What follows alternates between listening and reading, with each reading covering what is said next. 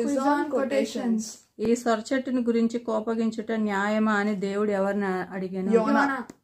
జీవము గల దేవుని సేవకుడు అయిన దానియేలు, నిత్యము నీవు సేవించున్న దేవుడు నిన్ను రక్షించనా అని ఏ రాజు పలికెను? కాదు. నా వంటి ఒక ప్రవక్తను దేవుడు మీ సహోదరులలో మీకు పుట్టించునని ఇశ్రాయేలీలతో చెప్పినది. ఏమియు మాట్లాడక మౌనంగా ఉండిన ఎడల యూదులకు సహాయము విడుదల మరొక దిక్కు నుండి వచ్చును.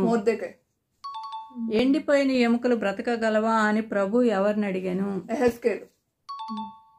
నా దేవా నీవు నన్నేల విడనాడితివి, నన్ను రక్షింపక నా ఆర్తధ్వని వెనుక నీవేళ దూరంగా ఉన్నావు. ఇది నిజమా అని చెప్పింది ఎవరు?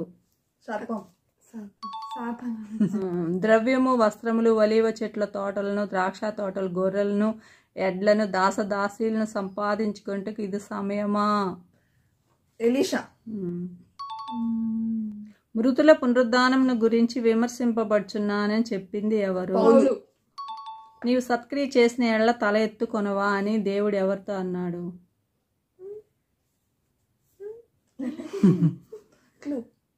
ఆదికాండంలో ఫస్ట్లో. ఎన్నాళ్ళు మీరు నన్ను బాధింతురు, ఎన్నాళ్ళు మాటల చేత నన్ను నలుగొట్టుదురు?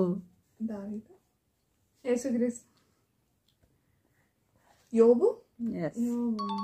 కుమారుడా, ధైర్యంగా ఉండము, నీ పాపములు క్షమింపబడి ఉన్నవని పక్షవాయువు గల వానితో చెప్పింది ఎవరు?